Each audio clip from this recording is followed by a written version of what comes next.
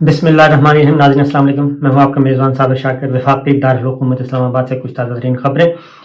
2-3 خبریں امپورٹنٹ ہیں، لیکن اس سے پہلے یہ ذرا آپ کو بتا دوں کہ رجیم چینج، حکومت کا تختہ اٹھا گیا تھا.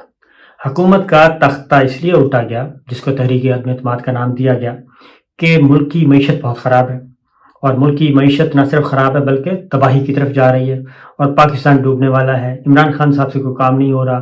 ہم نے ان کو انگلی پکڑ پکڑ کر چلنا سکھایا، لیکن یہ چلنے کے قابل نہیں ہوئے، یہ کسی کی بات نہیں مانتے. ہم نے ان کو کہا کہ وزیر اعلیٰ پنجاب کو تبدیل کر دو، ہم نے کہا کہ وزیر اعلیٰ خیبر پختونخوا کو تبدیل کر دو، ہم نے کہا اعظم خان کو تبدیل کر دو، ہم نے کہا DGIB کو تبدیل کر دو، شہزاد اکبر کو تبدیل کر دو، فلاں کو تبدیل کر دو. ایک لمبی فہرست ہے، لیکن انہوں نے ہماری بات نہیں مانی، اور عمران خان صاحب کا جانا ٹھہر چکا تھا. اس لیے یہ جو تبدیلی ہے یہ ناگزیر تھی. یہ باقاعدہ طور پہ بند کمروں کی ملاقاتوں میں، ڈرائنگ روم میں بیٹھ کے یہ باتیں بتائی جاتی رہیں، اور اکانومی کا انہوں نے کہا جی ستیہ ناش ہے. اب جن کو لے کے آئے وہ ان کو پہلے تو کہا گیا کہ وہ زبردست آدمی ہیں شہباز شریف صاحب، اور پورے کے پورے لوگ جب مل کے کام کریں گے تو یہ اکانومی جو ہے وہ ٹیک آف کر جائے گی، پاکستان ترقی کی راہوں پر گامزن ہوگا. اور ان کے آنے پہ باقاعدہ طور پہ پاک فوج کے ترجمان نے ان کو ویلکم بھی کیا تھا، اور ڈالر کا ذکر کیا، ڈالر کے ریٹ کا، اسٹاک ایکسچینج کا، اور یہ سارا کچھ کیا.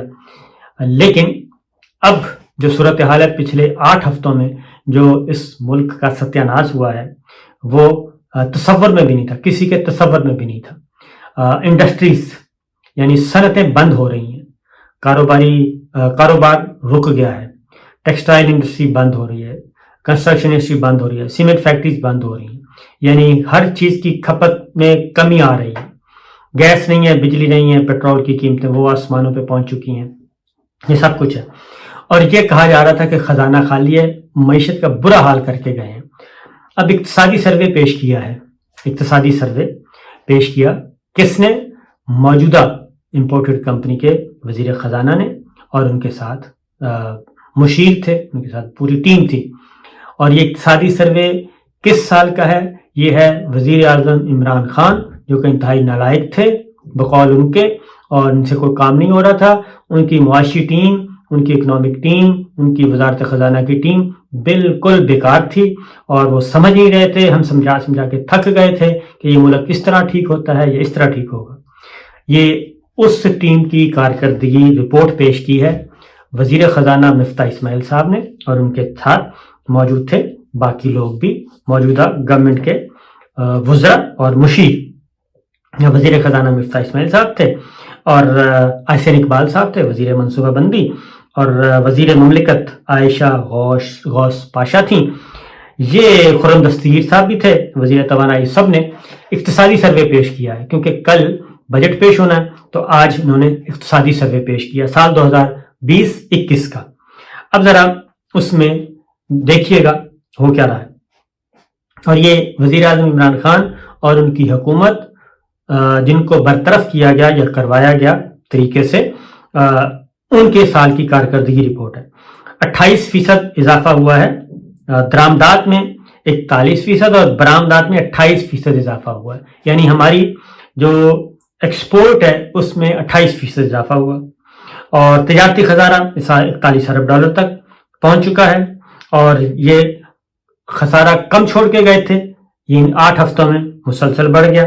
اور اس کے بعد جو اگلی چیز ہے وہ آپ حیران ہوں گے کہ غربت، مہنگائی، 2-3 ٹی وی چینل تھے، اور ساتھ کچھ لائک مائنڈڈ دانشور بھی تھے جو روزانہ بتاتے تھے کہ مہنگائی بہت ہے، بے روزگاری بہت ہے، لوگ بہت تنگ ہیں.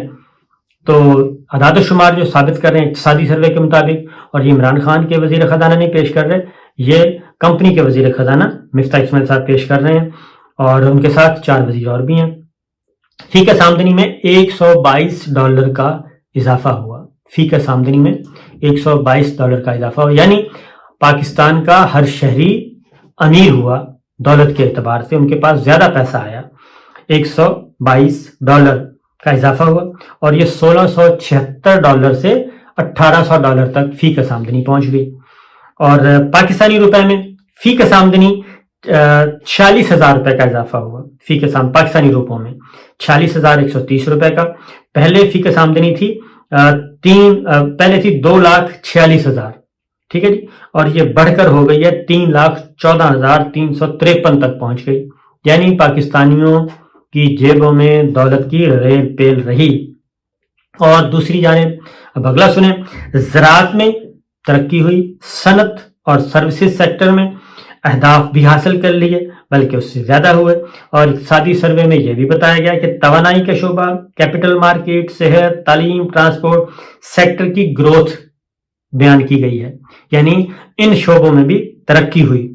अब तवानाई के शोबे में तरक्की हुई तो फिर ये लोड शेडिंग क्यों है? ये लोड शेडिंग मसनूई लोड शेडिंग है। ये जानबूझ के बिजली पैदा नहीं की जा रही, और जानबूझ के इसलिए पैदा नहीं की जा रही कि लोगों को अजाब में मुब्तला किया जाए और उसके बाद यकदम पता चले 400-500 रुपए अरब 400-500 अरब की अदायगी होगी प्राइवेट बिजली घरों को। ये है। आगे चलें जी, ज़राअत, सनत और सर्विसेज सेक्टर के अहदाफ भी हासिल कर लिए। और फिर आगे ये भी बताया गया है इक़्तिसादी सर्वे में कि खिदमात के शोबे की पैदावार 6.2% रही, जबकि हदफ कितना था? हदफ था 4.7% मुकर्रर किया गया था। 4.7% मुकर्रर किया गया था और 6.2 तक ये गई है, इतना ज्यादा। और महंगाई की मजमूई जो महंगाई है वो 13% रही, और 16% के मुकाबले में 16% हदफ के मुकाबले में 15% रही। ठीक है जी, ये खतरा था कि 16% तक जाएगी, लेकिन ये 15% तक रही। और नेशनल सेविंग्स 15.4% हदफ के मुकाबले में 11% रहे। और ये बजट आज पेश किया जाना है। और इसी तरीके से एक और भी बजट का हुजम जो है जी वो 9,500 अरब रुपए रखा गया है, और दिफाई अखराजात के लिए इसमें से 1,586 अरब जो है वो दिए जाएंगे, सब्सिडीज में 578 दिए जाएंगे। तो ये सूरत हाल है इस वक्त।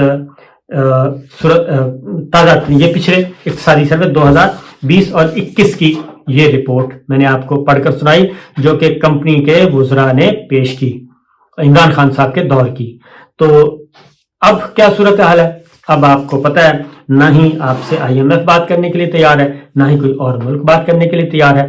पेट्रोल पिछले 4.25 सालों में 59 रुपीस पर लीटर बढ़ा, और इन 6 हफ्तों में कितना बढ़ा? इन 6 हफ्तों में 60 रुपए इजाफा हो चुका है, और ये अभी 30-35 रुपए और बढ़ना है कम से कम, और ये 270 रुपए तक लेके जाना है। बिजली वही IMF जो ये सारे अदाद शुमार जब शौकत तरीन साहब ने पेश किए IMF को, तो IMF कह रहा था कि बिजली बढ़ाएं और पेट्रोल भी बढ़ाएं। तो इन्होंने ये कहा था, शौकत तरीन साहब और उनकी जो नालायक इमरान खान साहब की टीम है, उन्होंने निगोशिएट किया था। उन्होंने कहा था कि हमारी इकोनॉमी बेहतर जा रही है और हमारे पास ये आमदनी है, हम आपको पैसे दे सकते हैं मुख्तलिफ मद से लेके, लिहाजा हमें ना ही पेट्रोलियम प्राइसेस बढ़ाने की जरूरत है, पेट्रोल और डीजल की कीमतें, मिट्टी के तेल की कीमतें, और ना ही हमें बिजली की कीमत बढ़ाने की जरूरत है। बिजली की कीमत 2 रुपए 97 पैसे या 2 रुपए कुछ पैसे तक तस्लीम करवाई गई थी। तो मौजूदा जो कि मिसाके मईशत के चैंपियन और जिन्होंने मुल्क को आगे लेके जाना था, वो क्या कर रहे हैं? वो यकदम 30-30 रुपए बढ़ाए जा रहे हैं, और बिजली की कीमत जो है वो 26-27 रुपए एवरेज फी यूनिट तक ले गए हैं। सुई गैस, दूसरा गैस, LNG, ये भी जमीन आसमान तक पहुंच गया है। तो महंगाई जो है अगले साल 23% तक खतरा है महंगाई का, जो कि लग रहा है। तो जनाब ये सारी बातें थी, तो क्या मईशत की वजह से ये रजीम चेंज की गई? डोनाल्ड को ख्याल आया और उनके सहूलतकारों को, क्या पाकिस्तान मईशत की तबाही की तरफ जा रहा था? क्या इसलिए ये सब कुछ हो रहा था? क्या ड्राइंग रूम में बैठ के ये बातें हो रही थी? खुफिया मुलाकातें इसलिए हो रही थी? लंदन में मुलाकातें इसलिए हो रही थी? ये कराची से जरदारी साहब, शहबाज शरीफ साहब, ये सब लोग, अयाज सादिक साहब, सब के सब, ख्वाजा आसिफ साहब, नवाज शरीफ साहब लंदन आ रहे हैं, जा रहे हैं, कुछ और लोग भी आ रहे हैं, जा रहे हैं, जो कि नजर नहीं आ रहे थे। तो ये सारे का सारा जो है, अब लगता यही है कि बाकायदा तौर पे एक सही सिमत पाकिस्तान बढ़ रहा था, सही सिमत की तरफ जा रहा था। उनको ذاتی مفادات کے لیے یا کوئی اور مفادات ہوں گے, کوئی اور ایجنڈا ہوگا, ہڈن ایجنڈا جو کہ ہمیں نہیں پتا, کسی کو بھی نہیں پتا, وہ تھا جس کو اچیو کرنے کے لیے سب کچھ کیا گیا تھا. اور اسی لیے یہ اب تک کیونکہ یکدم تو خیال نہیں آ گیا تھا, اور وہی سارے جو ہے اب یہ ذہن میں رکھیے گا کہ عمران خان صاحب کو نکالا گیا ہے, باقی سارے پلیئرز جو ہیں وہ نئی کمپنی میں بن گئے ہیں شراکت دار. تو اس کا مطلب ہے کہ یہ کریڈٹ اگر دینا ہے تو پھر وہی عمران خان اور ان کی ٹیم کو ہی جائے گا, پی ٹی آئی کو. اتحادی تو سارے نکل گئے ہیں سوائے جی ڈی اے کے.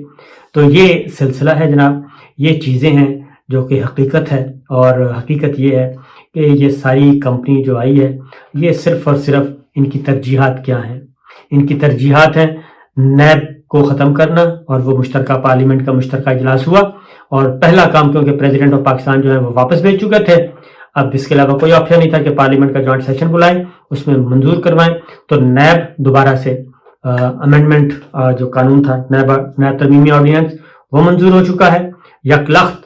اور اسی طریقے سے جو الیکشن کا روڈ میپ ہے کہ الیکشن جیتنا کیسے ہے, اوورسیز پاکستانیوں کا ووٹ کا حق وہ واپس ہو جائے گا, ای وی ایم الیکٹرانک ووٹنگ مشین واپس ہو جائے گی. یہ سارے کام جو ہیں وہ جوائنٹ سیشن اسی لیے بلایا گیا تھا, یہ سارے کام کیے جائیں تاکہ دوبارہ اب پریزیڈنٹ آف پاکستان کے پاس بھی جانے کی ضرورت نہ پیش ہو. تو وہ بھی خیر سے آج اور کل میں مکمل ہو گیا. تو یہ پرائورٹیز تھیں. ادھر مقصود کلرک جو کہ مقصود چپراسی کے نام سے تھے, مشہور بیچارے, وہ وفات پا گئے, ڈاکٹر رضوان وفات پا گیا.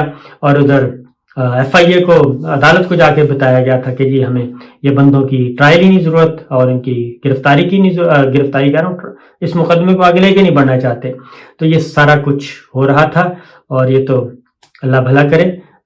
جسٹس مظہر علی اکبر نقوی صاحب کا جی انہوں نے نوٹ پٹ کیا, اور لارجر بینچ تشکیل پایا سپریم کورٹ آف پاکستان کا, جو یہ ساری چیزوں کو دیکھ رہا ہے.